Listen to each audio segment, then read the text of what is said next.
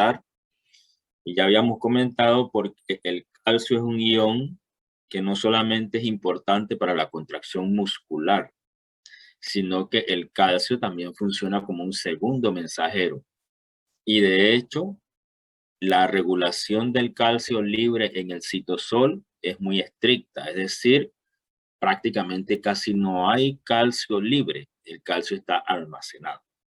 Entonces nosotros podemos agrupar estos canales en tres grandes grupos como aparece en esta tabla, Box, SOC y ROC. ¿Qué significa cada uno? Box son los operados por voltaje, o sea que el canal se abre o se activa cuando hay un cambio de voltaje.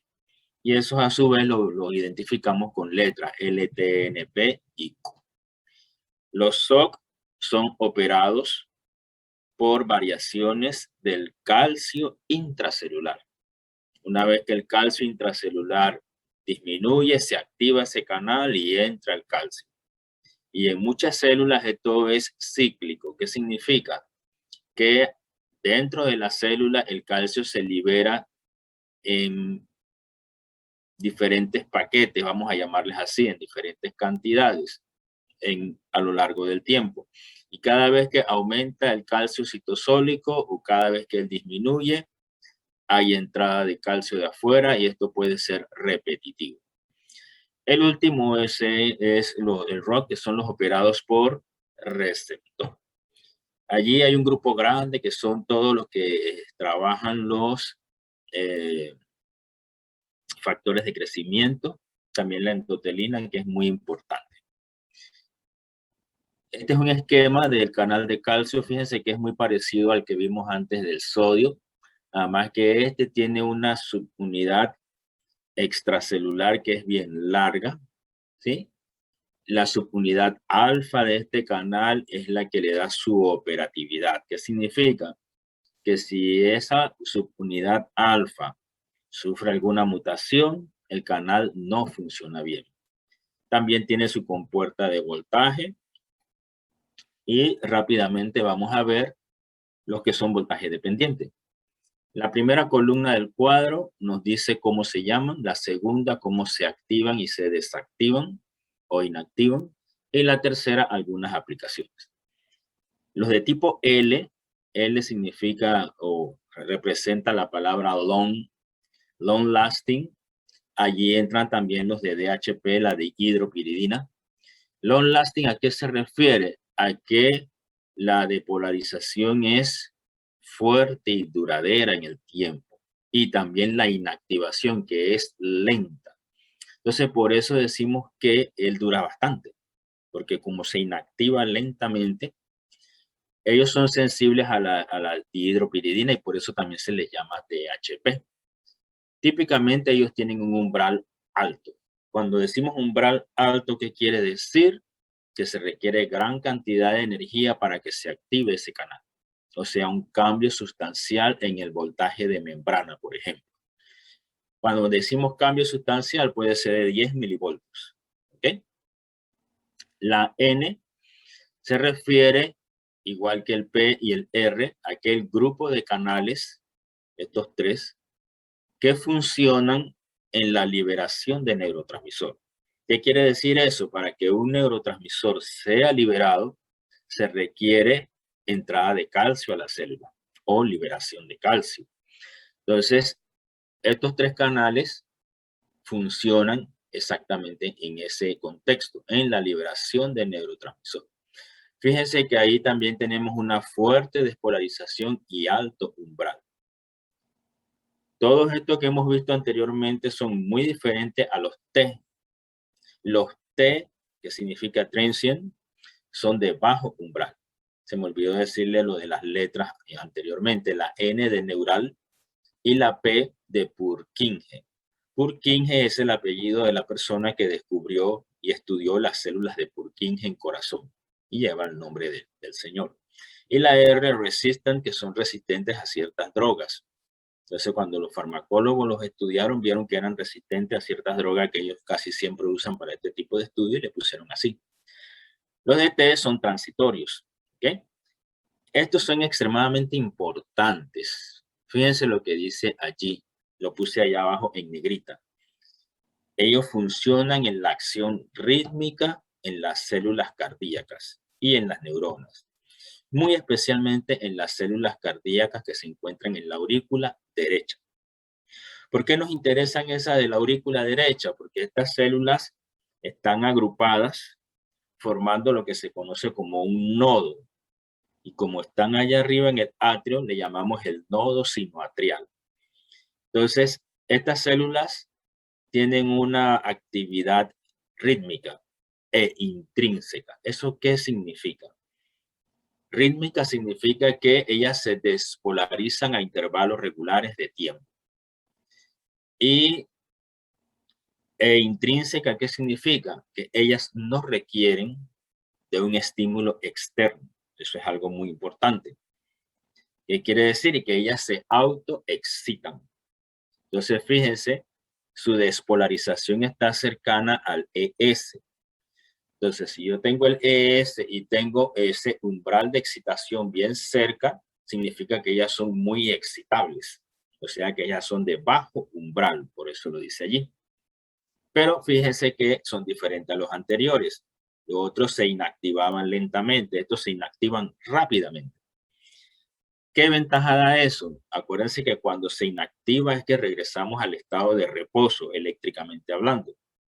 La ventaja que tiene es que si se inactiva rápidamente, puede volver a responder. Y por eso el corazón no se detiene.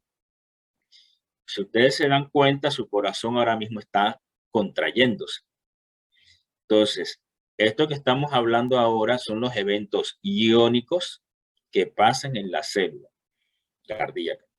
Esos eventos iónicos llevan a cambios eléctricos y el cambio eléctrico tiene como consecuencia una acción mecánica.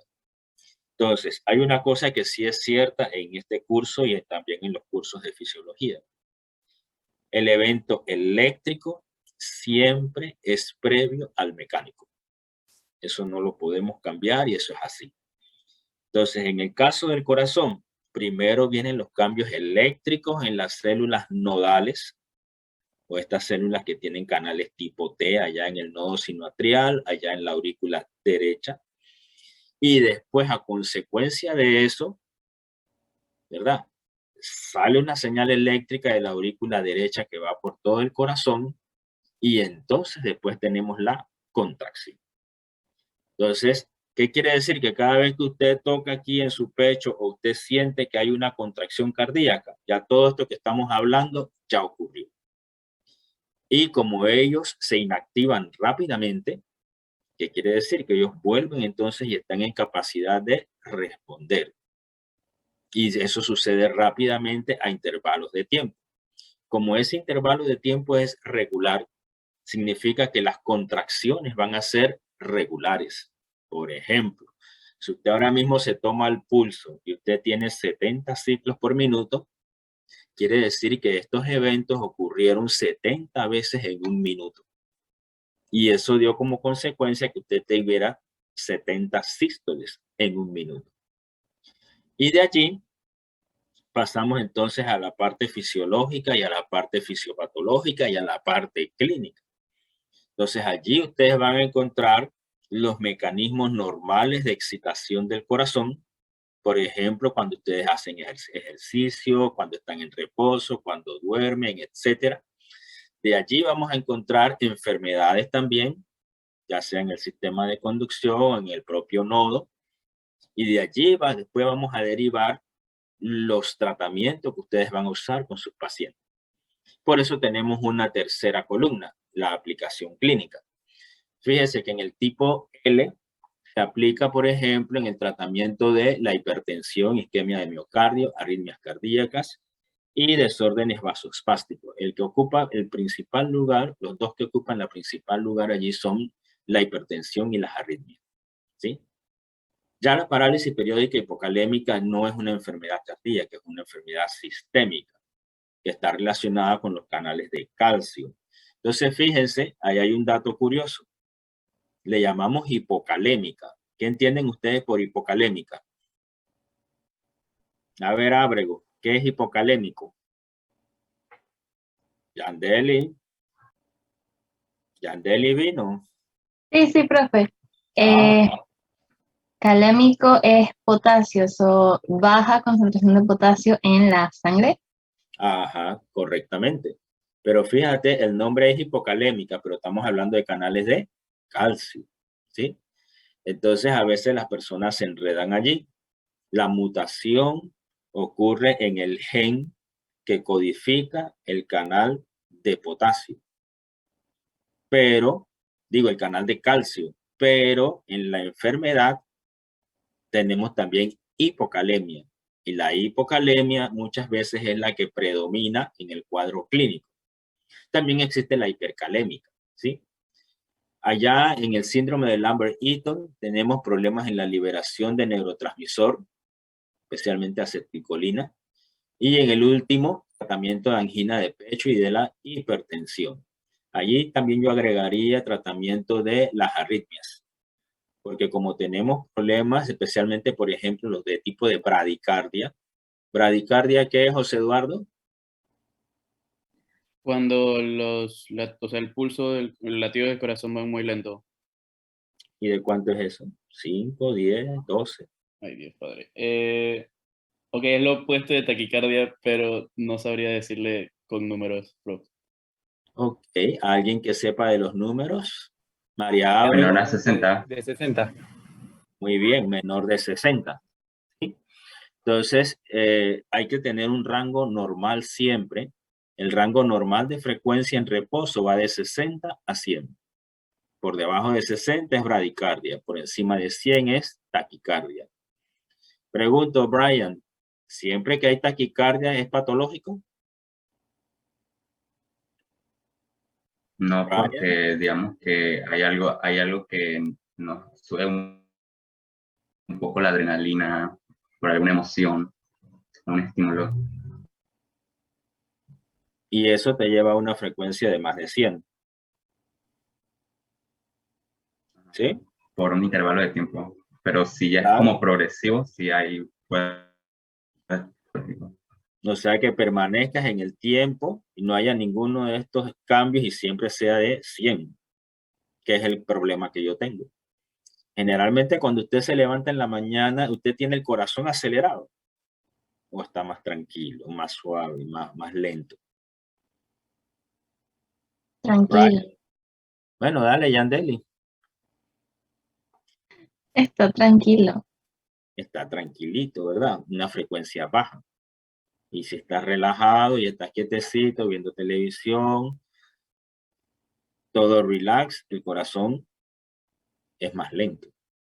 Pero hay personas, sabemos, de que nosotros nos levantamos y aunque estemos muy tranquilitos, muy en reposo, la frecuencia está por 120, 130 por allá y ya eso no es bueno, ¿sí? Entonces, para estas cosas hay medicamentos que se llaman a sí mismos calcio antagonistas, ¿sí? Entonces, esos medicamentos van especialmente dirigidos a dos tipos de canales de calcio, los de tipo L y los de tipo T. Esos son los principales. ¿Y dónde? Especialmente en el corazón. Después que nosotros ahora hablemos de cómo se va a generar esa actividad eléctrica en el corazón, ahí volvemos a tocar estos canales y cómo afectan entonces la actividad eléctrica cardíaca. Sin embargo, hay otras situaciones donde el calcio también opera. Por ejemplo, en este que tenemos aquí en la derecha, el rojo que aparece aquí, la proteína grandota, ese es el canal de calcio. Y se requiere la presencia de calcio para que esta hormona que se llame ADH trabaje. ¿Qué significa ADH? Hormona antidiurética. Muy bien. ¿Y cuál es el trabajo de la hormona?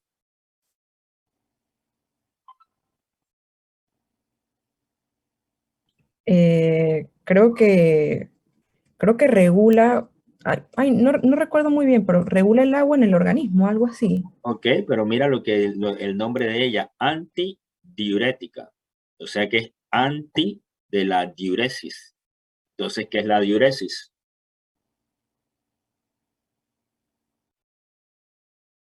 A ver, José Batista, ¿qué es la diuresis? Si mal no me equivoco, es Secreción de orina. Claro, cuando es eliminada la orina. Y entonces esta es antidiurética. Si yo tengo ADH, orinas más, orinas menos, Batista. Orino menos. Claro. Entonces fíjate, acá arriba aparece una bolita azul y abajo que dice etanol. ¿Qué es el etanol? Alcohol. Alcohol de ese que nos ponemos así en la piel que queremos desinfectar. ¿Sí o no? Eh, et- Creo que sí. Claro que sí. Y el alcohol, etanol, también se puede tomar. Sí, también. Claro que sí. Eso es donde lo encuentran. Cerveza, vino, seco herrerano, olpar, la que a ustedes les guste. ¿Cierto?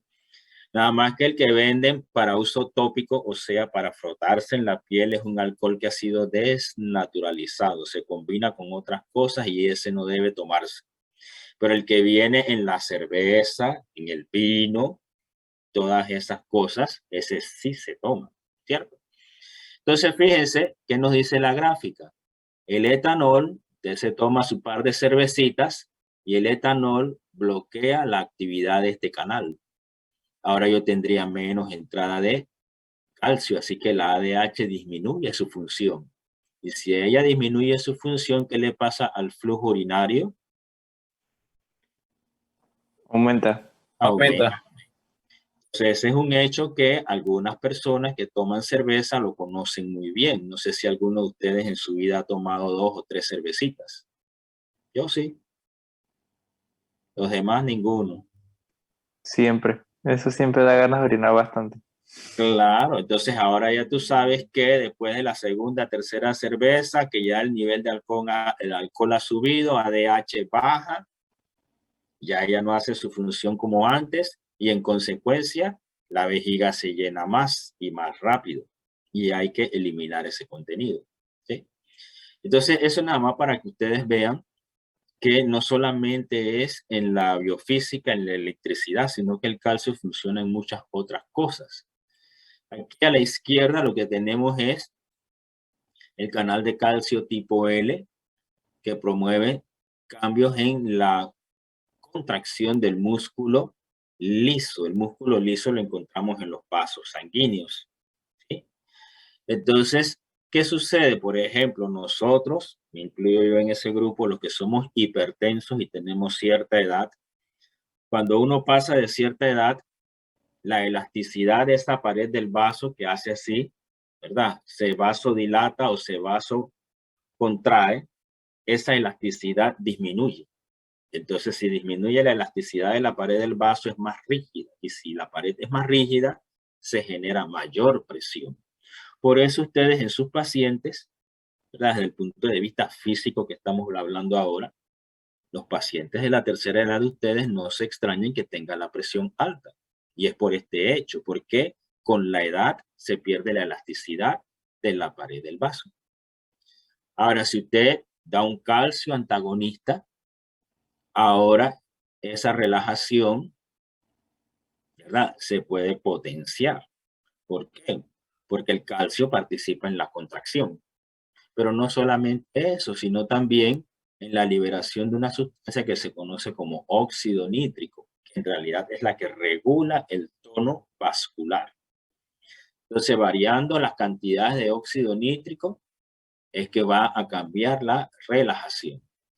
También se puede hacer por otra vía que se hace normalmente todos los días en todos los hospitales y clínicas de este país, y es inhibiendo a una enzima que se llama ECA, enzima conversora de angiotensina. ¿Por qué? Porque la angiotensina también causa vasoconstricción. Entonces, al disminuir esa vasoconstricción, el paciente hipertenso tiende a disminuir la presión por efecto de bloquear a la enzima conversora de la angiotensina, o sea que la angiotensina 2 disminuye. Físicamente hablando, ¿qué sucede en la pared del vaso? Ahora la pared del vaso es más flexible. Ahora se dilata. Al dilatarse, aloja más energía potencial, menos energía cinética. Y el vaso entonces desarrolla menos tensión. Al desarrollar menos tensión, voy a tener menos presión arterial. Y si eso lo combino con un calcio antagonista, me debe ir mejor. Y eso es lo que nosotros, acá los pacientes, tomamos. Nosotros tomamos la amlodipina y el perindopril. Y a veces viene una sola pastillita combinada. No sé si han escuchado que en el seguro no hay amlodipina, que es un calcio antagonista. Bien, el otro grupo son los llamados SOC. Los SOC también se pueden abreviar SOCE, como aparece allí. ¿Por qué SOCE? Porque es Store Operating Calcium Entry, o sea, la entrada de calcio operada por el calcio intracelular. Acá abajo vemos al calcio intracelular. Eso está en el retículo endoplásmico, en mitocondrias. Y cuando estos depósitos intracelulares de calcio cambian, se envía una señal aquí al canal y el canal se abre. Ese canal, al abrirse, permite la entrada de calcio y hace sus funciones. Ahora bien, ¿cómo ese calcio le avisa allá al canal? Hay dos proteínas intermediarias. Esta que pusieron ellos aquí a manera de un cilindro, que se conoce como STIM, hay STIM 1 y STIM 2, ¿verdad? Ella es sensible al calcio y ella cambia de conformación y ella está pegada a otra proteína que está aquí que se conoce como OREI1 y OREI2. Y esta interacción es la que opera sobre el canal y entonces el canal se abre. ¿Sí? Fíjense que acá arriba aparece la palabra crack. Crack no se refiere a la piedra que la gente está haciendo locura por allí consumiendo. Crack se refiere a que esa entrada de calcio, ese canal de calcio es activado, es operado por los depósitos de calcio. Aquí abajo les puse en la leyenda qué significa crack, porque aquí en el dibujo aparece. Por otro lado, fíjense que aquí tenemos al ácido araquidónico. ¿Alguno sabe qué es el ácido araquidónico? ¿Nadie? Un ácido graso. Muy bien, un ácido graso que está en la membrana celular y que es sensible a la acción de las fosfolipasas. Entonces, fíjense que el ácido araquidónico también está en esta señalización. Y aquí tenemos a OREI1 y esa proteína se activa y entonces entra el calcio. Entonces, este mecanismo es muy importante porque es un mecanismo integrativo. Por ejemplo, eso puede estar presente en las plaquetas que funcionan en la coagulación. Puede estar presente en pacientes que tienen hipercolesterolemia, o sea, el mecanismo se altera. O pacientes que son tratados con aspirina, porque la aspirina también tiene efectos sobre la cascada del ácido araquidónico. Y todo esto está alrededor de los pacientes hipertensos, los pacientes con cardiopatía. Y por eso estos canales se estudian hoy día bastante. Allá en los Estados Unidos el gobierno está dando mucho dinero para la gente que quiere estudiar estas cosas. ¿Por qué? Porque las enfermedades cardíacas son las que nos están matando hoy día. Entonces, mientras más la gente estudia estos mecanismos, mejores fármacos se van a diseñar y mejor cuidado se va a tener del paciente. Esta es una figura que resume lo que estamos hablando. Fíjense que aquí está el vaso sanguíneo. Esta pequeña capita de célula que ustedes ven aquí es lo que llamamos el endotelio vascular. Esto alrededor es el músculo liso. Y adentro va a ir la sangre, obviamente. Fíjense por el caso de las plaquetas, que son fragmentos de los megacariocitos. Aquí en estas células, o restos de célula, como le llaman también, tenemos las dos proteínas que acabamos de hablar, STIM1 y OREI1. Entonces, ¿qué sucede? Estas plaquetas se activan, y cuando ellas se activan, ellas forman un trombo, ¿sí? Y ese trombo es una agrupación de muchas de estas células. Y si yo tengo muchos trombos, desarrollo una enfermedad que se conoce como trombosis. ¿Han oído hablar de la trombosis? ¿No? Ok. Sí, profe. Bien, entonces la trombosis puede matar. Sí. Bueno, Claro, sí. Se da una trombosis coronaria. ¿Y qué órgano es el que sufre? El corazón. El corazón. Y si el corazón, que es un órgano que es con que tiene un metabolismo eminentemente aeróbico, no recibe el oxígeno, ¿qué le pasa a las células cardíacas? Empiezan a morir. Se empiezan a morir. Y cuando se muere la célula cardíaca, ¿cómo se llama esa enfermedad?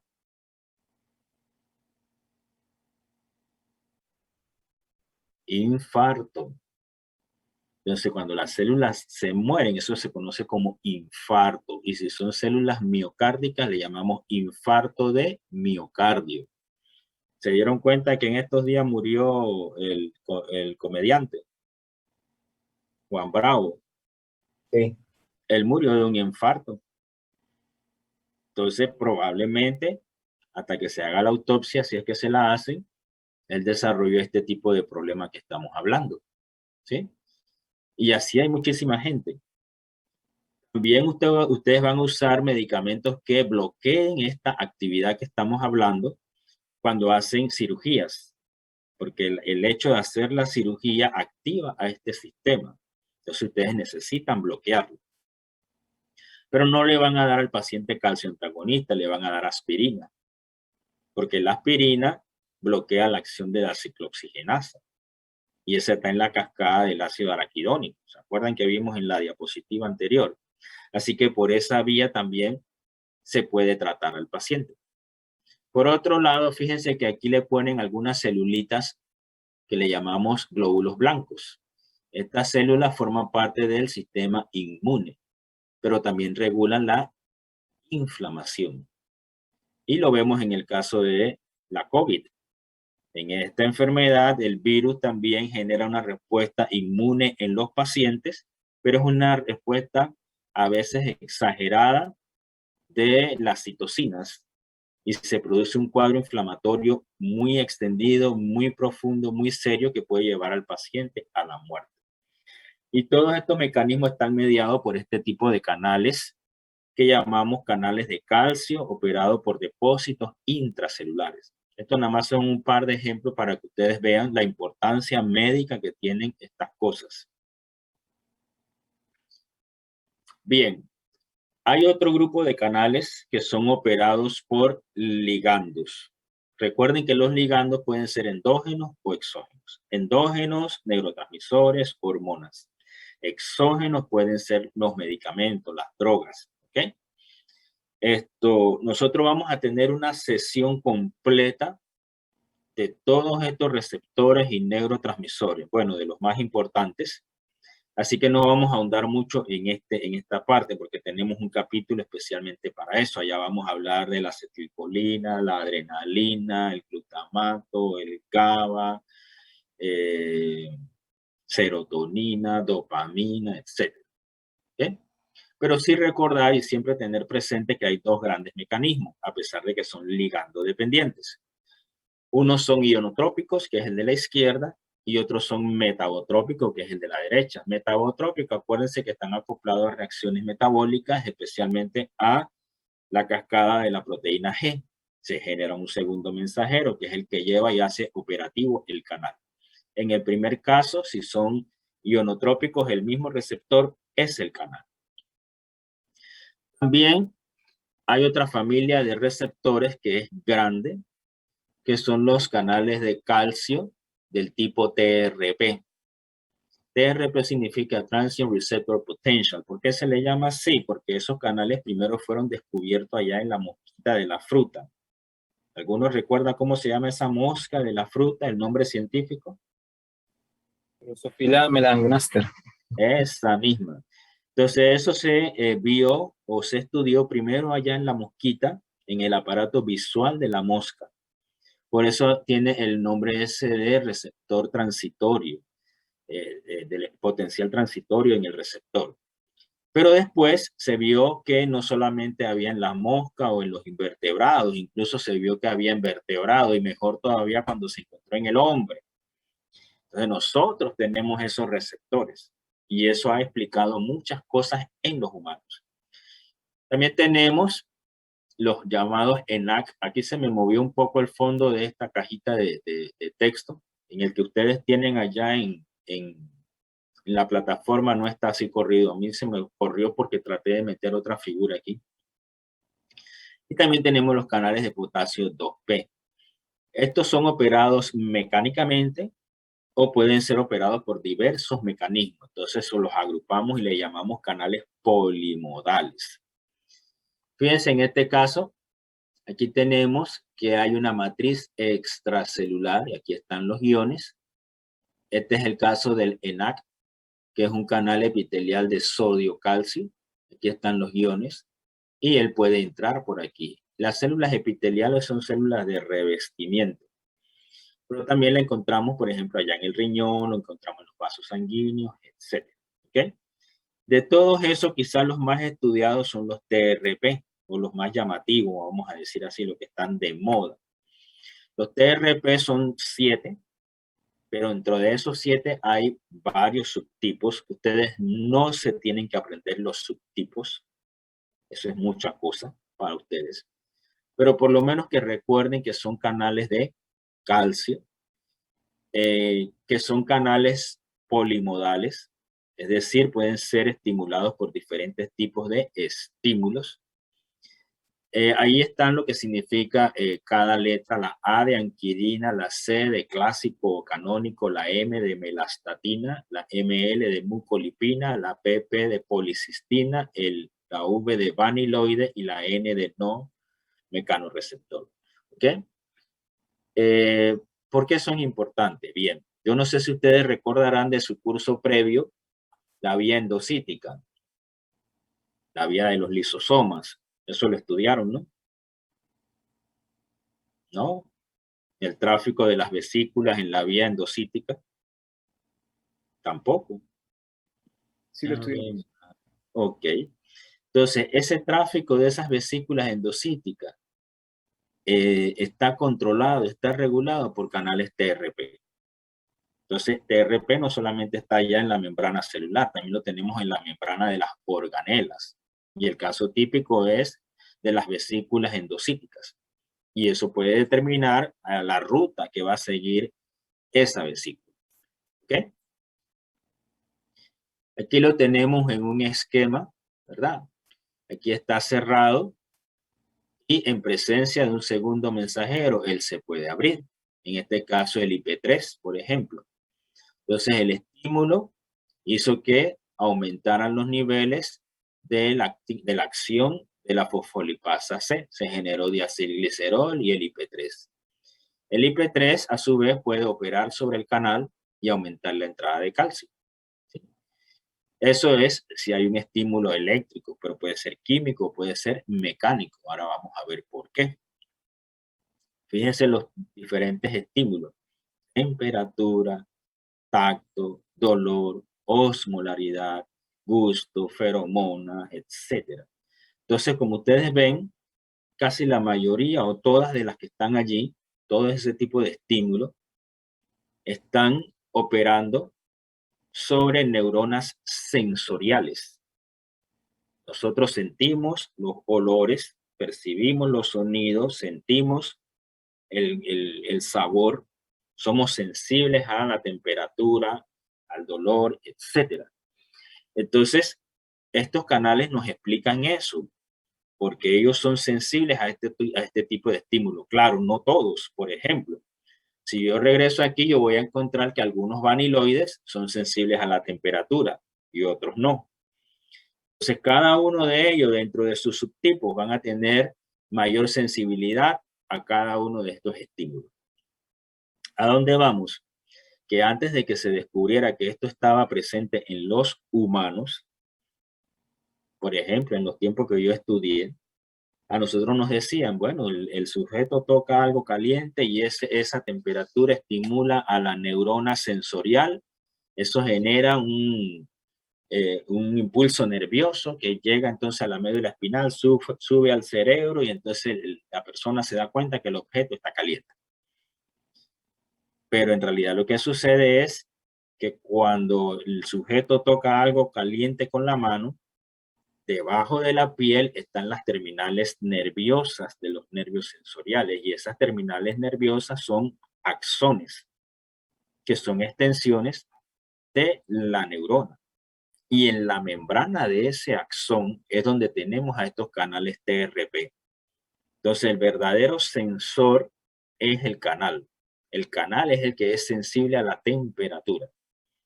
Entonces, si es temperatura y tenemos ese canal allí y él se abre, entra calcio. Calcio es un catión. ¿Y qué le hace a la polaridad de la membrana? ¿La hipopolariza o la hiperpolariza?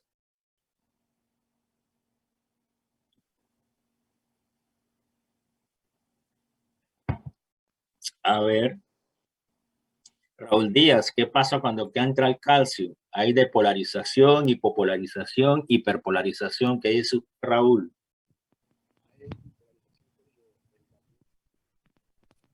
Raulito se quedó calladito. No dice nada Raúl. A ver, Morcillo, ¿qué dice usted?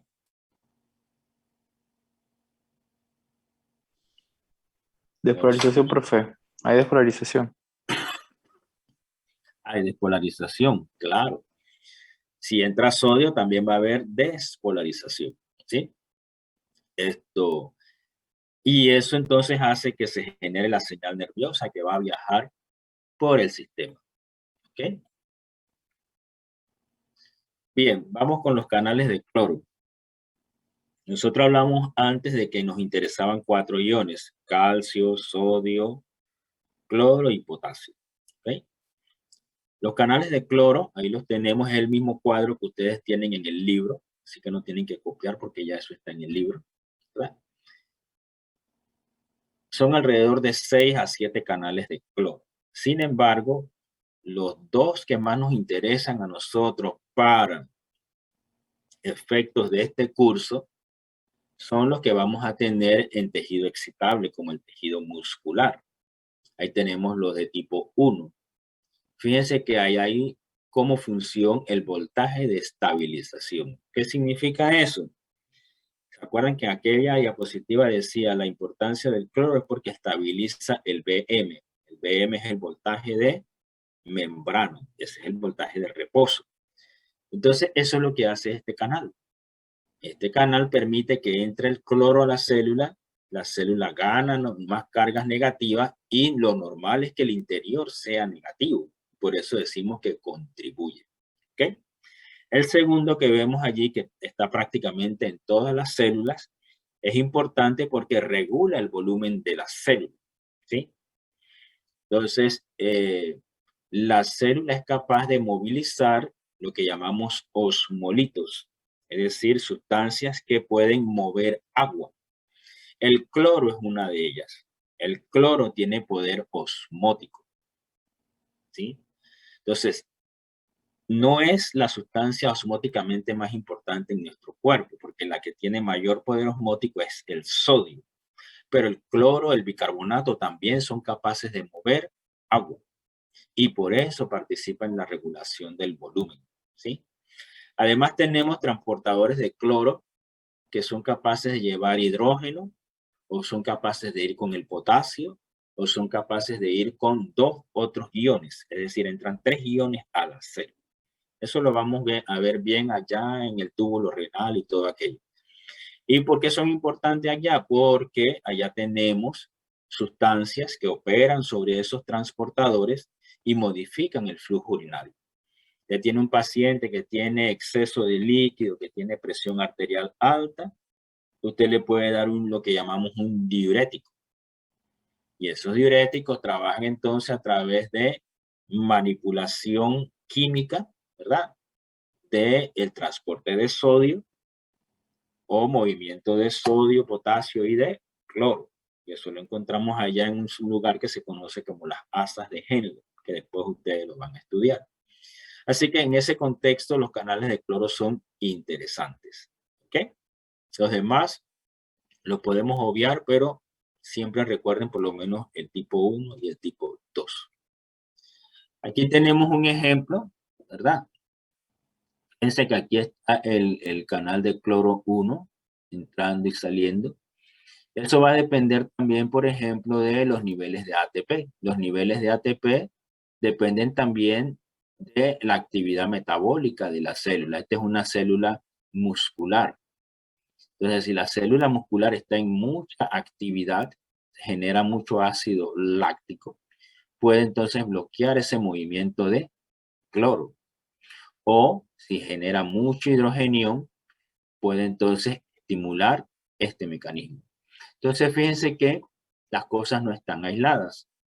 Entonces, todo el metabolismo de la célula, ya sea el consumo de oxígeno, ya sea la producción de ATP o incluso los movimientos de calcio, están fríamente regulados, están precisamente regulados en situación normal.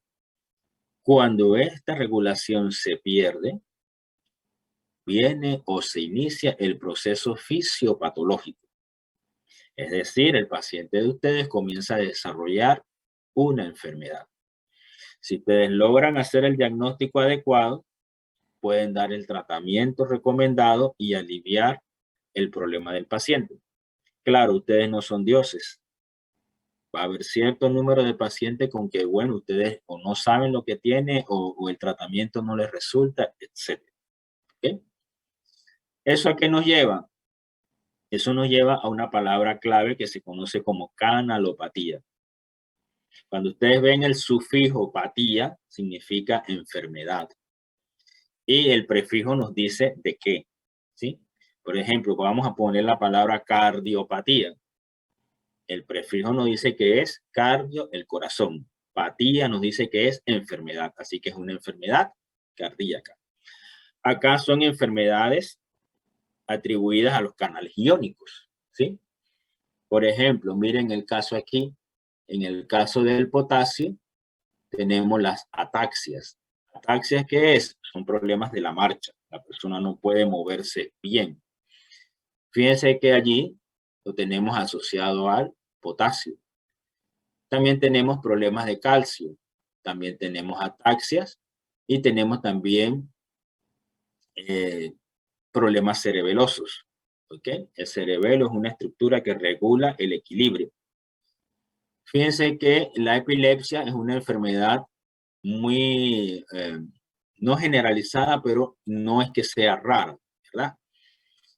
En este caso, las personas tienen a las células en su cerebro, sus neuronas, que están muy excitadas. Eso lo conocemos como un foco epileptiforme. Y se puede expresar como convulsiones que el sujeto presenta. Allí tenemos problemas de ¿qué? De los canales de sodio y los canales de potasio. ¿Okay?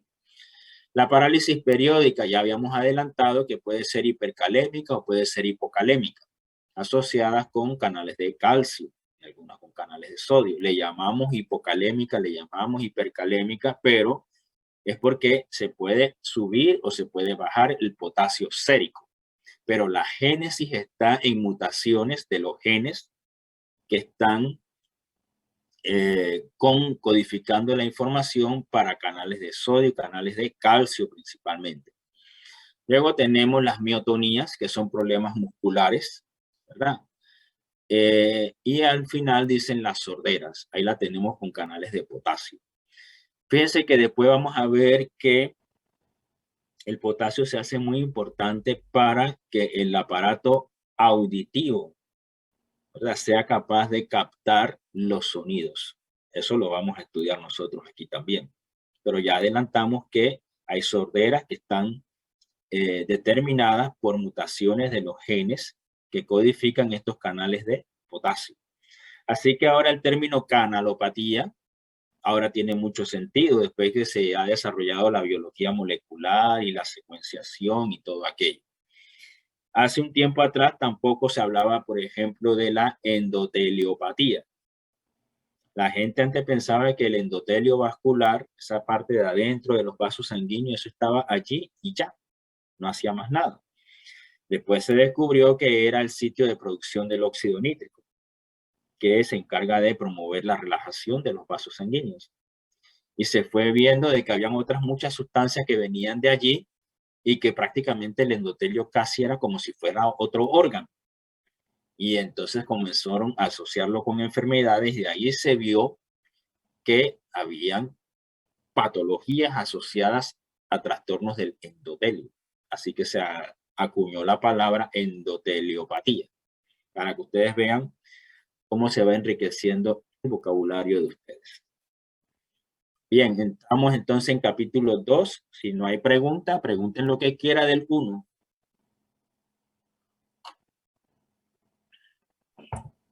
Profe, yo tengo una consulta acerca de los canales de, creo que eran de calcio TRP, TPR. Estos. Sí, correcto. Una consulta, si esos se supone que responden a temperatura de otras cosas, ellos son responsables de los sentidos como el tacto, dolor, tacto, gusto, olfato y lo demás, ¿verdad? Ajá. Si esto, por ejemplo, haciendo análisis, a las personas que, no sé si estoy incorrecto, a las personas que le da COVID, ¿afectan estos tipos de canales? Muy probablemente, porque con el COVID se pierde el olfato. Así que si vamos al diagnóstico molecular, lo que habría que hacer es, si en esa persona que tiene COVID, en ese momento esos canales son más sensibles o menos sensibles o están bloqueados, no lo sabemos. Yo tendría que averiguar de mi parte si hay alguna publicación, si alguien pudo agarrar al paciente en el momento que no tenía el olfato y hacer algo con las células de ese paciente. Eso sí no lo sé. Pero es probable, ¿cómo no? Ok. Gracias, profe. Otra pregunta. A ver, Juan Diego, María Bordanea, Carlos. ¿No tienen preguntas?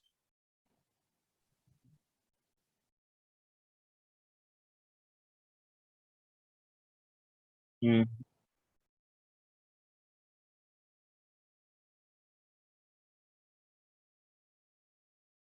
Ajá. Hay una, sí, hay una enfermedad que se llama anosmia y la persona súbitamente pierde la sensación de olfato, pero la anosmia en la mayoría de los casos es permanente. Acá con el COVID, supuestamente la gente recupera después que le pasa la enfermedad. ¿O conoces casos que se quedaron así?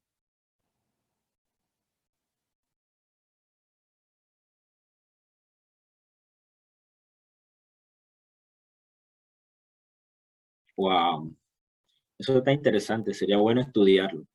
Yo no sé, yo tendría que buscar si estos mecanismos mediados por TRP en pacientes con COVID están afectados. Me atrevo a aventurarme que sí. Ahora, ¿por qué tan selectivo en las neuronas olfativas? Habría que ver. Nosotros tenemos un epitelio olfativo y allá hay axones que están muy próximos a la cavidad nasal. Habría que ver en la membrana de esos axones si hay presencia de TRP y si es afectado por el virus. Pero está interesante. A ver, otra más.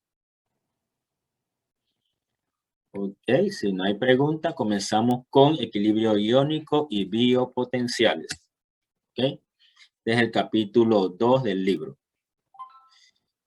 Vamos a hacer nosotros en este capítulo, vamos a ver distribución de los iones, que prácticamente es un pequeño repaso porque por allí fue que comenzamos el curso. El principio de electroneutralidad, ¿a qué se refiere eso? Recuerden que habíamos dicho que la membrana celular es una barrera que separa el LEC del LIC. Sin embargo, si lo vemos a nivel eléctrico, las cargas separadas, ellas tienen equivalencia. ¿Qué significa eso? Que el número de cargas negativas adentro es igual al número de cargas positivas afuera. Por eso hablamos de electroneutralidad. Y en la membrana, nosotros tenemos a la bomba sodio-potasio ATPasa. La bomba sodio-potasio ATPasa constantemente está sacando el sodio y eso mantiene el interior negativo. Si entra mucho sodio, la bomba está trabajando y está sacando ese sodio y se mantiene la electroneutralidad. Por otro lado, acuérdense que están los canales de fuga de potasio. Así que todas esas cosas juntas van manteniendo esa electroneutralidad, junto con el equilibrio de Gibbs-Dunham que vamos a hablar ahora. El potencial electroquímico, ¿a qué se refiere? Nosotros hablábamos de que había un gradiente electroquímico a través de la membrana. Esa diferencia de voltaje, ¿verdad?, representa un potencial.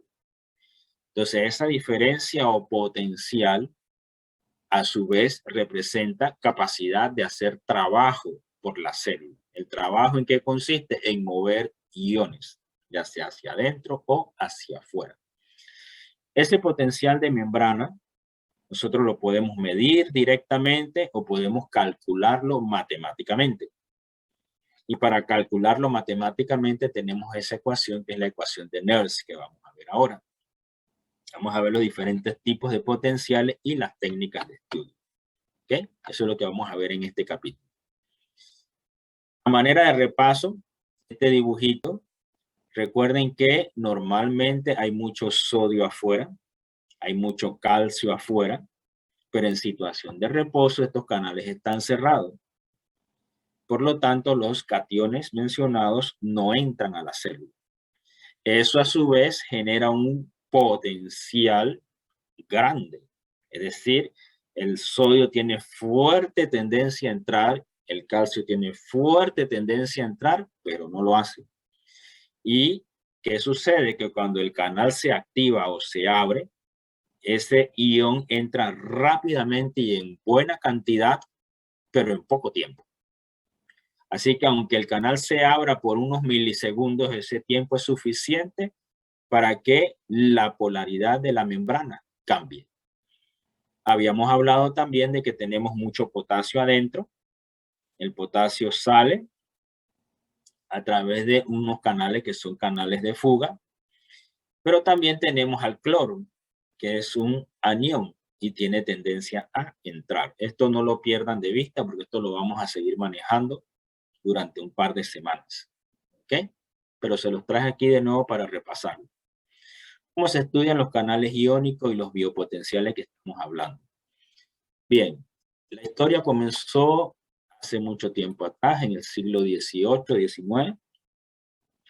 XIX, con biofísicos de la Universidad de Cambridge, allá en el Reino Unido.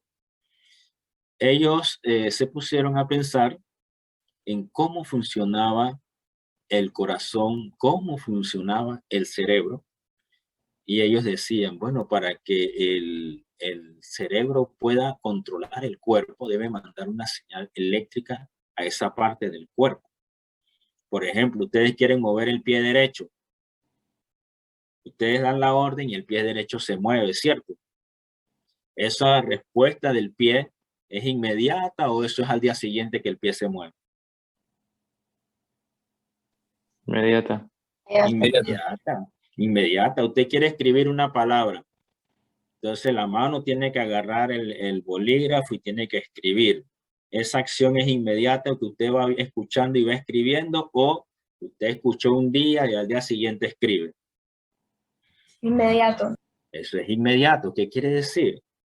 Que esa energía del cerebro a los músculos de la mano, a los músculos del pie, llegó rápido, ¿cierto? Entonces a ellos les llamó mucho la atención investigar cómo era ese mecanismo, y ellos decían, eso tiene que ser un mecanismo eléctrico para poder que sea tan rápido. Pero recuerden que esto es en una época pasada, no estaba la tecnología que tenemos ahora. Entonces, ¿qué hicieron ellos? Este es el esquema del mismo experimento de ellos. Ellos eran físicos y entonces ellos pusieron un sistema donde tenían un electrodo estimulador. Ellos lo llamaron el C, que aparece aquí. Este es el mismo esquema de ellos. Este sistema estimulador o este electrodo metía electricidad al circuito.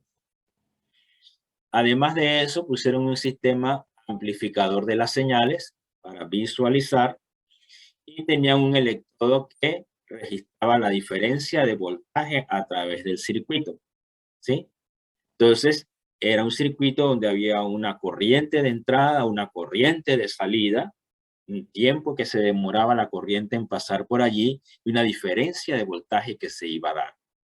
Ellos hicieron eso manteniendo un estímulo de 5 milivoltios y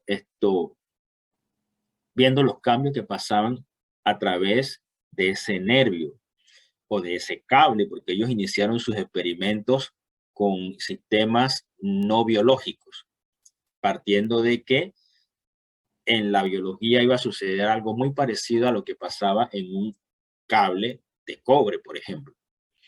Entonces, si yo agarro ese cable, ¿verdad? Y yo pongo corriente, fíjense en la lámina de arriba, si este cable es corto, yo introduzco esta corriente de entrada y la vuelvo a medir cuando sale y sale prácticamente igual, ¿cierto? Si usted agarra ahora en su cuarto y usted prende la luz va a pasar, la señal, la corriente eléctrica va a pasar por el circuito desde el momento en que usted cierra ese switch y la corriente fluye y llega al bombillo. ¿Llega rápido o llega lento? Rápido. Rápido, no es que usted mueve el switch y al día siguiente es que va a ver el foco prendido, eso no es así, eso es inmediato. Bien, eso ocurre porque la resistencia se vence rápidamente y el sistema es altamente conductor, de manera que la corriente no tiene caída de voltaje. ¿Qué significa eso? Se comporta como lo que vemos acá arriba, la corriente de entrada es igual a la corriente de salida. Nosotros por eso tenemos en el laboratorio el uso del osciloscopio. Con ese aparato ustedes pueden jugar con 3 variables del estímulo eléctrico: la duración, la frecuencia y la intensidad. Cuando uno manipula el aparato, uno genera un pulso de corriente y le llamamos el pulso cuadrado por la forma que tiene esta señal que aparece aquí arriba. No sé si ustedes ya discutieron eso con la profesora Marta. Sí, pero algo así, sí. Bueno, pues, que dicho sea de paso, todo eso está en la guía del laboratorio, por eso es importante que tengan su guía. Ya las guías están hechas, pero no me las traen. Voy a tener que yo ir a buscarlas allá a ver qué pasa. Bien. Sin embargo, fíjense qué sucede en el panel de abajo. Si yo agarro ahora ese cable y es muchísimo más largo, ¿qué va pasando con la señal eléctrica? ¿Qué le va pasando a lo largo del cable? ¿Aumenta o disminuye? Disminuye. Disminuye a tal punto que puede desaparecer. En la casa nuestra eso no sucede porque nuestra casa es pequeña y la distancia es cortísima. Pero imagínense ahora en la red macro de electricidad del país. Si a nosotros nos viene acá en la ciudad de Panamá, la energía eléctrica generada allá en Estrella Los Valles, por allá por Chiriquí, por Bocas, ¿ok? Ahora la distancia es considerable, ¿es cierto? ¿Qué sucedería? Entonces, como está tan lejos, la energía eléctrica no nos llegaría aquí a la casa. Sin embargo, sí nos llega. Entonces, ¿qué es lo que hacen las compañías eléctricas? Ellos construyen unas plantas, ¿verdad? Regeneradoras a intervalos regulares de cierta distancia y con eso aumentan entonces la fuerza de la corriente y llega entonces al consumidor.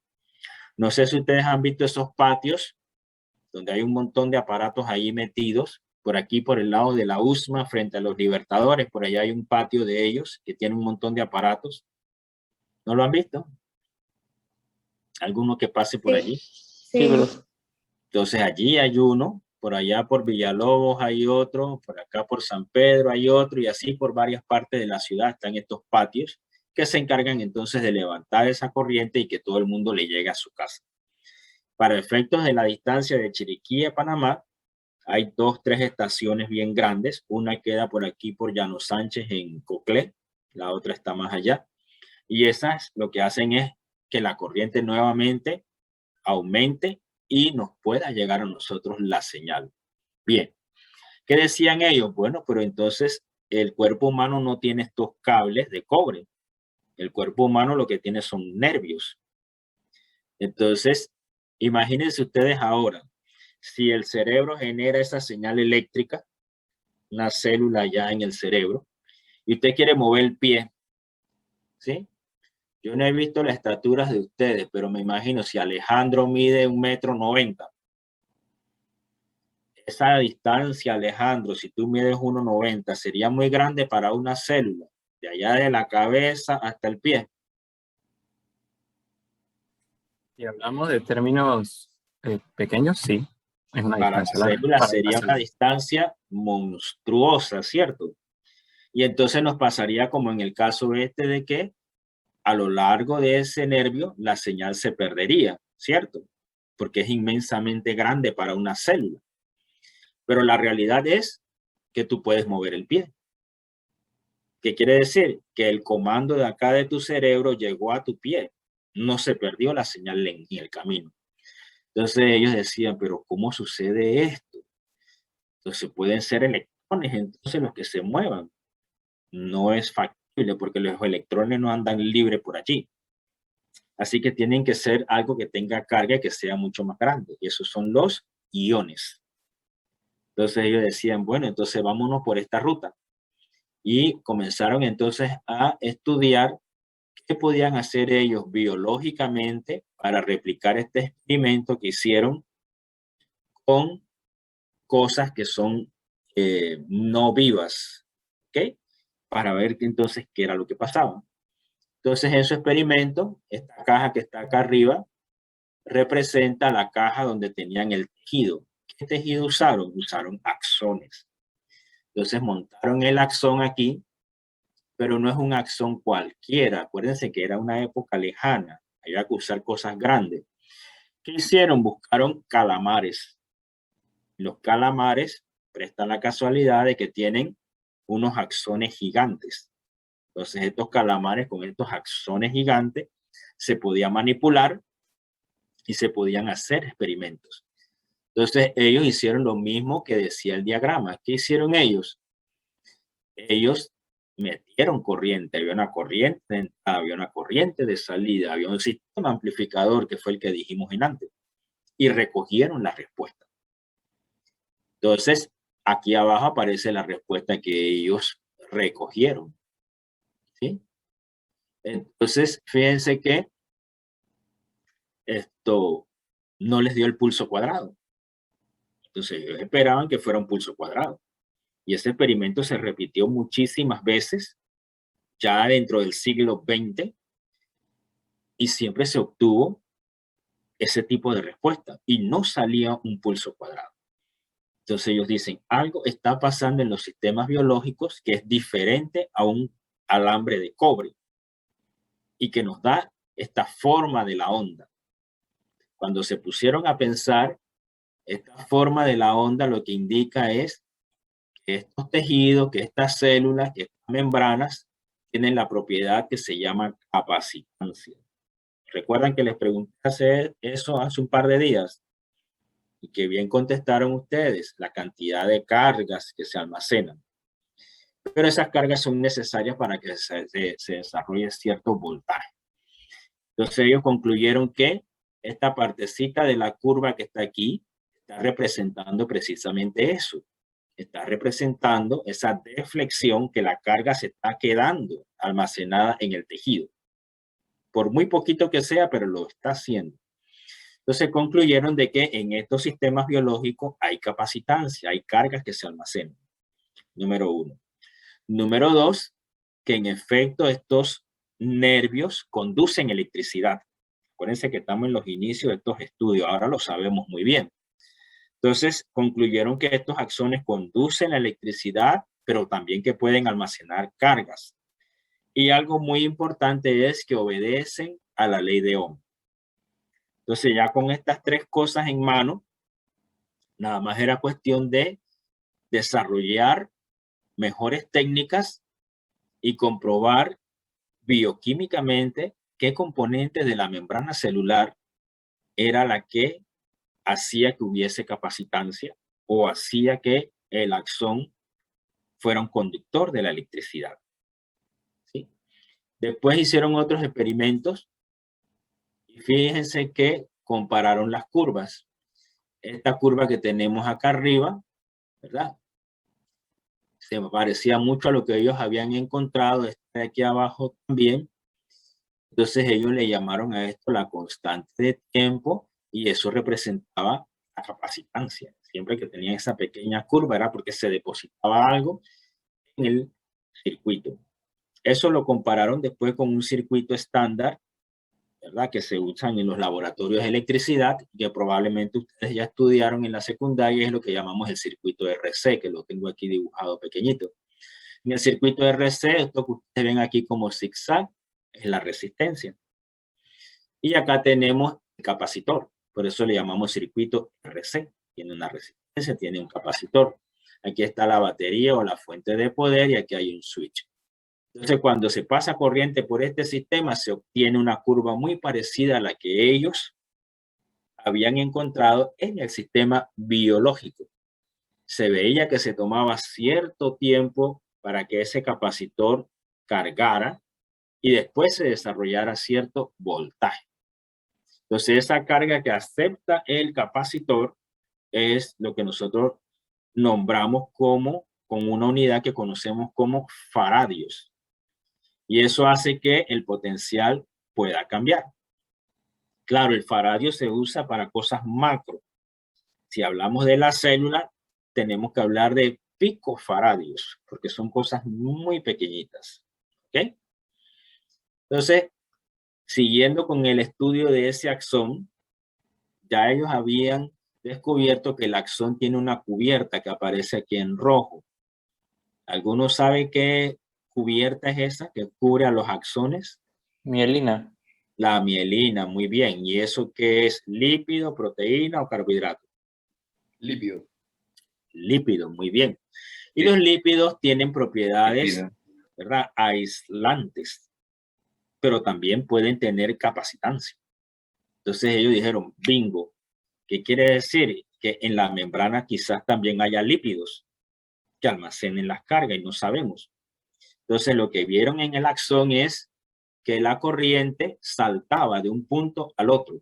Aquí había un espacio donde no había mielina y aquí teníamos que se generaba nuevamente la señal. Entonces, ellos vieron que estos axones que tenían mielina como que respondían mejor que los que no tenían mielina. Entonces eso lo trataron de representar en un circuito eléctrico un poquito más complejo como el que aparece arriba. Todos estos zigzags que ustedes ven aquí, que son la resistencia, serían estos puntos donde tenemos mielina y la corriente no pasa. Y cuando esta resistencia no se da es porque aquí la corriente pasó y llegó efectivamente a la membrana. Bien, ¿qué hicieron? Bueno, le pasaron corriente, pasaron el pulso eléctrico, cuando registraron le salió lo de siempre. Aquí tenemos la curvita, acá abajo está el registro completo. No es para nada un pulso cuadrado. Entonces ellos dijeron, bueno, ¿qué quiere decir? Que hay propiedades de la membrana que todavía no conocemos bien, pero puede ser la capacitancia, puede ser la presencia de lípidos que ocasionan entonces que se desarrolle cierto grado de almacenamiento de cargas y eso a su vez influye en el voltaje, porque es la cantidad de cargas para desarrollar cierto voltaje, la definición de capacitancia. Ahora, ellos se quedaron en el camino, ¿por qué? Bueno, porque sencillamente la tecnología no estaba desarrollada en ese momento. Hubo que esperar un par de años más para que se fuera desarrollando esa otra tecnología que pudiese estudiar más a fondo los fenómenos de capacitancia, de resistencia, de voltaje y de corriente a través de la membrana. Pero ellos hicieron algo muy bueno. Ellos desarrollaron el axón como un modelo para estudiar estas propiedades en los sistemas biológicos. Comprobaron que todo esto se comporta siguiendo la ley de Ohm. Eso es algo importante. Comprobaron que los lípidos tienen la capacidad probablemente de almacenar cargas. Lo que ellos no tenían era todas las herramientas tecnológicas para demostrar estas cosas que ya ellos presumían con sus experimentos. Ellos fueron verdaderos pioneros. Entonces ellos concluyeron, primero, que el axón es conductor. Segundo, que la membrana también es conductora. pero a la vez se comporta como un dieléctrico. ¿Qué es eso? Sencillamente con lo que nosotros discutimos al inicio, que es una barrera que separa las cargas de un lado y del otro de la membrana. Nosotros ahora sabemos, por todo lo que hemos discutido, que las cargas se distribuyen iguales, las positivas afuera, las negativas adentro. Y también sabemos que los lípidos que forman la membrana tienen características hidrofílicas e hidrofóbicas. Y el aislamiento o la separación de estas cargas genera una diferencia de potencial. Ese potencial es a través de la membrana. Y lo que había que comprobar era la existencia de ese paso de las cargas a través de la membrana. Ellos no sabían. Así que ellos hicieron la propuesta, bueno, debe haber algún mecanismo que facilite o no el paso de los iones que son cargas a través de la membrana. Y también debe haber diferencia en la capacitancia de las células. Habrán unas células que tienen mayor superficie de membrana, tendrán mayor capacitancia. Otras células que tienen menos superficie tendrán menos capacitancia. Entonces ya tenían un montón de información a la mano. Y después que se descubrieron estos canales, se explicó claramente cómo era que esa energía eléctrica del cerebro podía llegar hasta el pie. Y entonces usted quiere mover el pie y eso ocurre inmediatamente. ¿Se acuerdan que dijimos que es una distancia supremamente grande para una célula? El secreto está en esto. Esta membrana representa aquí a los canales de sodio. ¿Se acuerdan que decíamos que los canales de sodio están cerrados, pasan por el proceso de inactivación y después se cierran? Bien, esa secuencia de eventos es repetitiva. Entonces el canal en reposo está cerrado, después se abre, el sodio entra y son cargas positivas, la polaridad de la membrana se invierte. Si se invierte quiere decir que se despolariza. Y lo bueno es que cada vez que este canal regresa a su estadio inicial y completa este proceso, cada vez que él se cierra, ocurre muy rápidamente. Si yo lo tengo cerrado, puedo volver a abrirlo. Y cada vez que ocurre este proceso que acabamos de hablar, apertura, inactivación, cierre, se genera una señal eléctrica. Y esa señal eléctrica siempre es de la misma magnitud. Ojo. Y como siempre es de la misma magnitud, este es un proceso que llamamos autorregenerativo. Entonces, como va corriendo a lo largo de nuestros nervios y siempre que se genera en un pequeño trayecto de nervios se genera en la misma magnitud, la señal no decae ni en el tiempo ni en el espacio. Y eso asegura que las órdenes que usted da de aquí de su cerebro pueda llegar a su mano. Claro, en el camino también hay liberación de neurotransmisores, no es solamente electricidad. Pero el modelo sirvió y sirve todavía hoy para explicar ese fenómeno de por qué no se pierde la señal eléctrica a lo largo de toda esa ruta de propagación de las señales eléctricas en todo nuestro cuerpo. Y eso lo vamos a encontrar en las células excitables. ¿Cuáles son ellas? Las neuronas y las células musculares. Recuerden que el músculo lo encontramos en tres versiones: el liso, el estriado esquelético y el estriado cardíaco. Esas son las células excitables. ¿Preguntas aquí? ¿Qué fue lo que dijo acerca de que podríamos encontrar los canales de sodio en las células excitables? Correcto. Y que ellos se excitan con un proceso regenerativo que cumple con los tres estadios: apertura, inactivación, cierre, apertura, inactivación, cierre. Siempre que tú completes ese ciclo, la señal se genera en la misma magnitud. Y no tenemos, como vimos hace un rato, que la señal iba cayendo, sino que la señal se mantiene. Esto es lo que estamos hablando en esta lámina. Fíjense que aquí viene la señal, aquí cortaron, pero esto es larguísimo. Y la señal que yo comienzo aquí es la misma que tengo acá. Porque estos canales que yo tengo en la membrana permiten que a estos intervalos, cada vez que se genera la señal, se genera igual, se genera en la misma magnitud. Eso va a depender de la presencia de los canales iónicos. Si yo quito los canales iónicos, yo no tengo la señal. Si yo no tengo la mielina que facilite la velocidad, mi velocidad tampoco va a ser la misma y se va a demorar mucho en aparecer la señal. Además de eso, la lámina tiene algo importante. Aquí en el recuadro de arriba hay una fotografía, o sea que es una fotografía de la misma célula. Esta es una de las pocas veces que uno ve directamente una proteína de membrana. Este rojo que está aquí en el centro es el canal de sodio. Y al lado tenemos unas proteínas que son auxiliares que ayudan al ensamblaje. Y allí vemos entonces que si yo no tengo ese canal como aparece aquí en esta flecha, desaparece entonces la actividad eléctrica. Si yo tengo el canal, aparece la actividad eléctrica. Y entonces se estableció una conexión directa entre la presencia del canal y la génesis de la actividad eléctrica. Y lo otro que, bueno, para los histólogos que no son creyentes en las cosas biofísicas, ahora está la evidencia fotográfica. Para nosotros los biofísicos, nosotros con tener los registros eléctricos era suficiente, evidencia de que eso estaba pasando.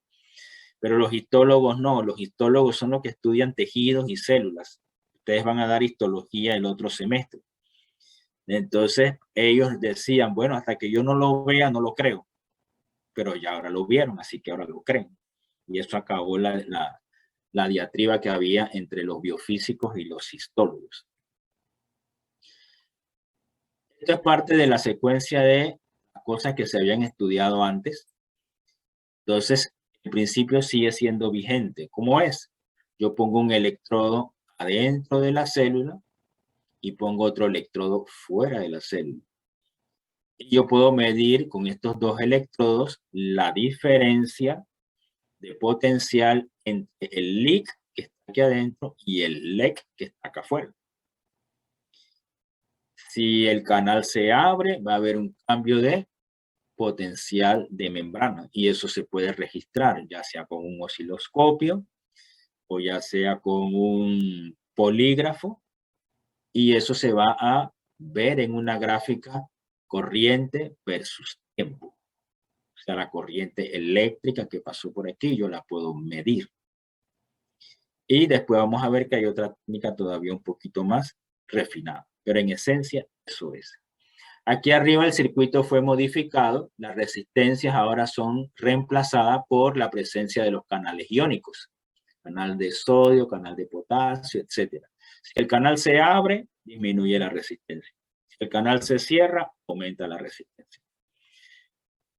La capacitancia de la membrana CM que señala este capacitor aquí, era la que todavía no se sabía muy bien. Se sospechaba que el factor R, o sea, resistencia, yacía en la apertura o cierre de los canales. Pero en el caso de la capacitancia no se estaba muy seguro. Entonces regresamos a la parte no biológica, los famosos circuitos RC. ¿Ustedes estudiaron circuito RC en secundaria?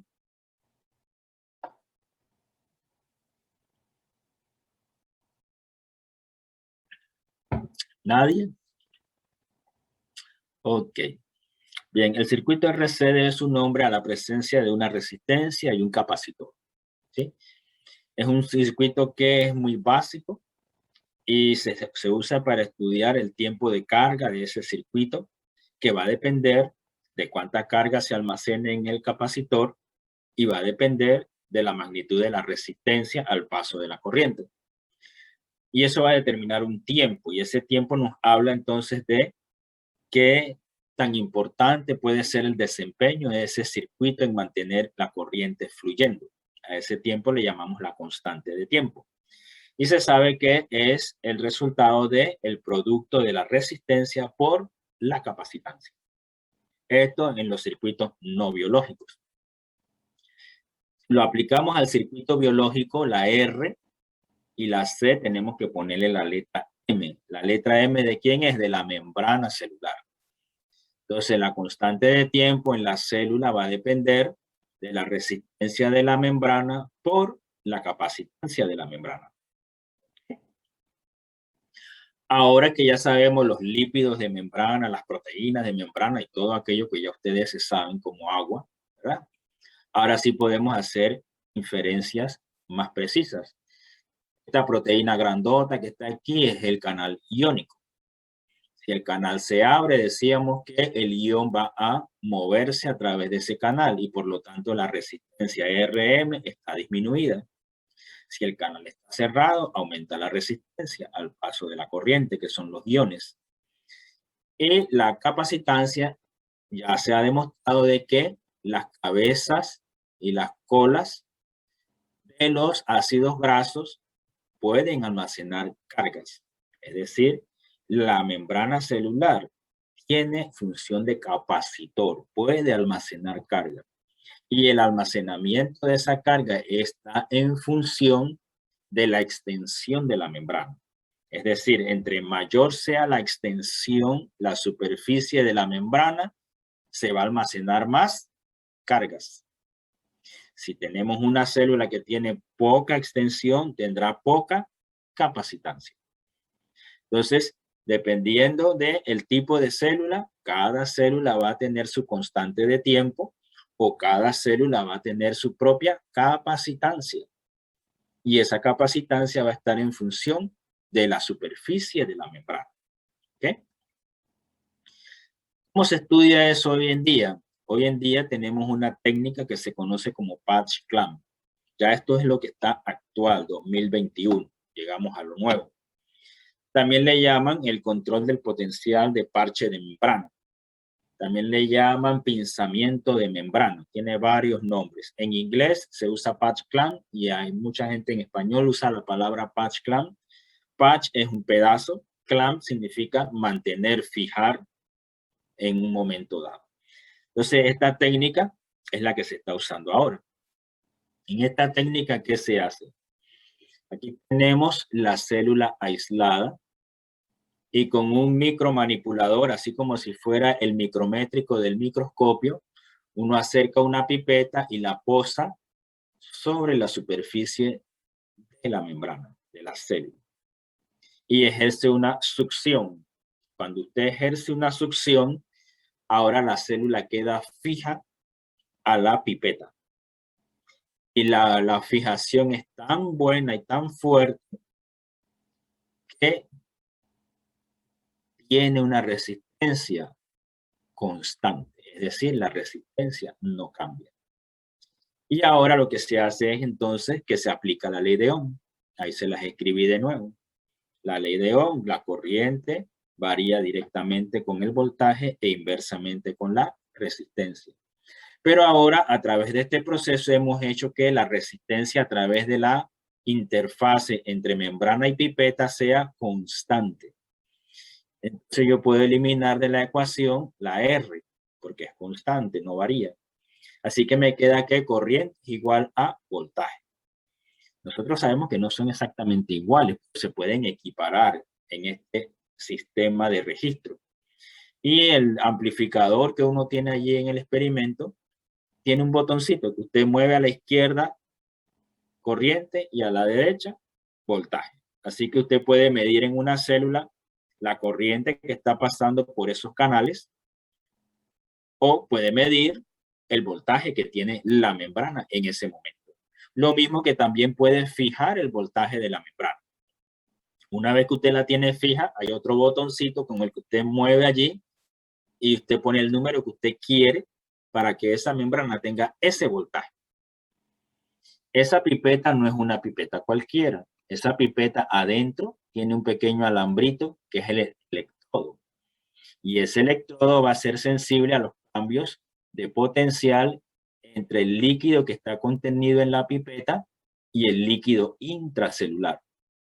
Entonces aquí ustedes ven que está la membrana celular que está con unos poros. Esos poros uno lo hace con esta sustancia que se llama nistatina, que es un antibiótico.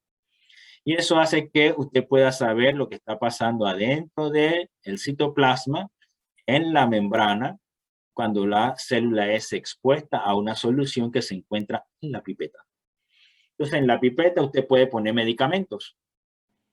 Puede poner agonista GABA, antagonista GABA, agonista beta, antagonista beta, etc. O bloqueador de cualquier canal. Puede poner allí tetraetilamonio y bloquea todos los canales de potasio. Así que lo que registra va a ser otra corriente, pero no va a ser potasio. Eso lo pasa a un sistema de amplificación, eso va a una pantalla y usted ve los registros que van a aparecer allí. ¿Cómo van a ser esos registros? Van a ser estos picos que usted ve aquí. Si los picos se mueven hacia arriba, nos dice que el ion está saliendo de la célula.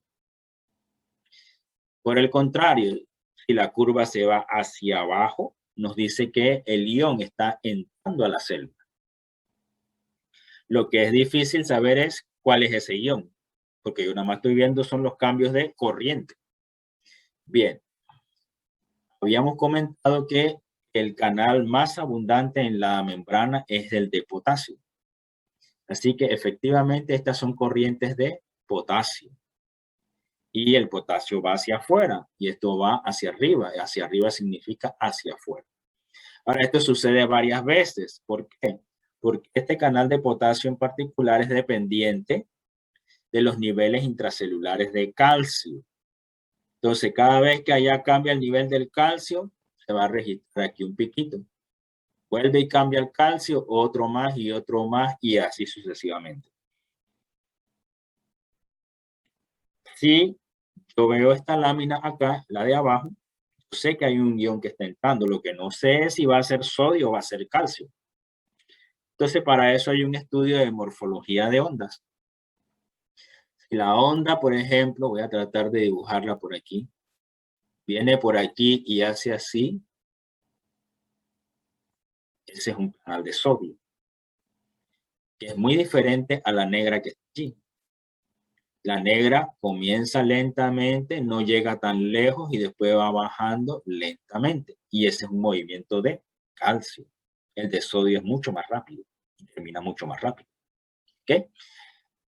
Ahora hay muchos canales de sodio y muchos canales de calcio, ¿cierto? Tipo L, T, N, P, Q, qué sé yo, un montón. Entonces, uno, ¿cómo va a saber cuál es ese? Si uno, el registro solamente me dice si está entrando o está saliendo y quién pudiera ser, pero no me confirma. Bueno, para suerte, en esta época de la computadora, hay un software que hace esta gráfica que está aquí. Esta no la registra el aparato, sino que lo hace en la computadora.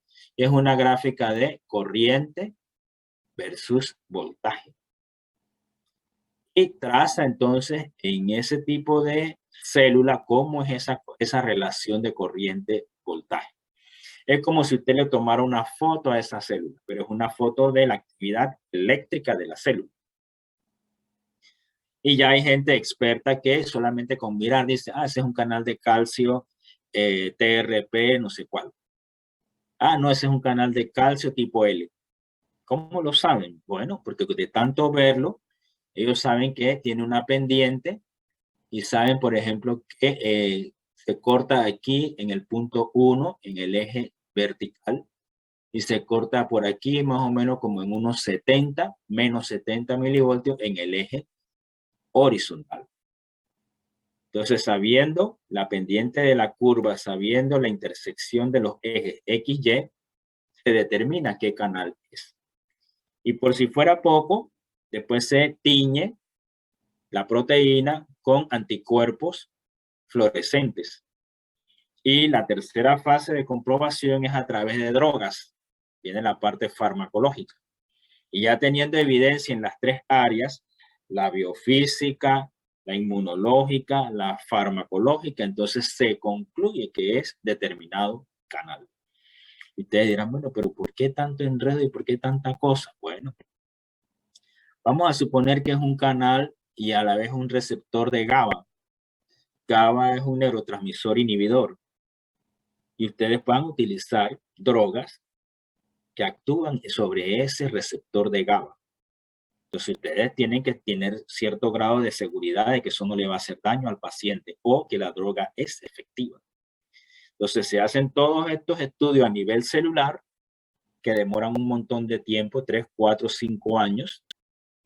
Después se hacen los estudios farmacológicos. Después de la célula pasamos a los estudios en animales. Y después que tienes toda la evidencia, allá la FDA o la EMA o toda esta gente te dan autorización para hacer los estudios clínicos, que son los que hacen ustedes. En el estudio clínico, entonces se toma cierta población y se hace el ensayo basado en ¿qué? En esto que estamos haciendo nosotros. Por eso ustedes ven que los medicamentos se demoran mucho en salir al mercado. Y aún así, después que salen al mercado, después de muchos años de estudio, los medicamentos pueden presentar efectos adversos importantes. Y entonces la FDA o la EMA, ¿qué dicen? No, vamos a quitar ese medicamento del mercado. No sé si ustedes han escuchado noticias de ese tipo. Que se ordena entonces que se retire ese medicamento X del mercado porque se descubrió que también causa otra cosa. ¿Nunca han oído eso? Sí, mi madre trabajó en uno de esos lugares en los cuales se analizaban los medicamentos. Bueno, ahí tenemos evidencia. O sea, ella te puede decir con lujo de detalle por qué se demora tanto en salir un medicamento al mercado. Y eso es una de las hipótesis que tienen los antivacunas contra las vacunas de COVID, que las vacunas salieron muy rápido.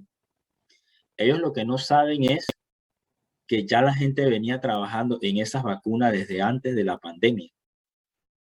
Ellos lo que no saben es que hay protocolos de urgencia, que ante una catástrofe mundial como esta, se pueden hacer las cosas un poco más rápido.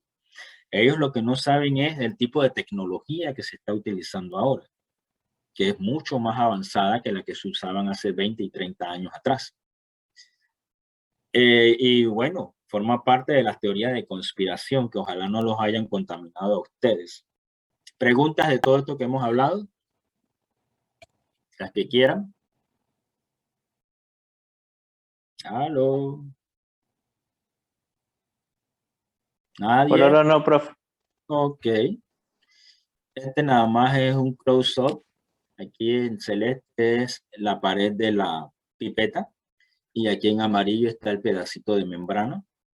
Y aquí están las proteínas de membrana, que son los canales. Pueden ser receptores también. Y aquí entonces en el líquido de la pipeta ustedes pueden poner el medicamento o pueden poner una droga. Por ejemplo, yo puedo poner aquí TEA. Tetraetilamonio, ¿qué hace? Él bloquea los canales de potasio. De manera que si yo hago un registro, yo sé que no es de potasio porque ya está bloqueado. Y así voy haciendo los experimentos. Bien, estamos entonces aquí en biopotenciales. ¿Sí? Porque ya el tiempo se nos acabó.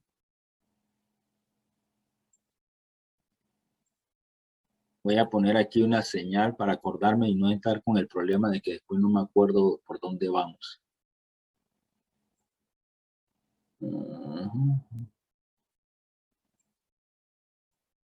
Ustedes son 2, 3.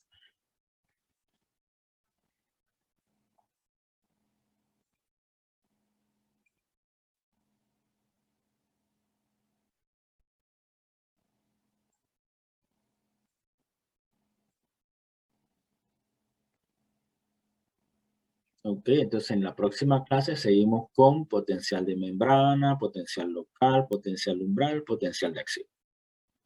¿Servidos pues?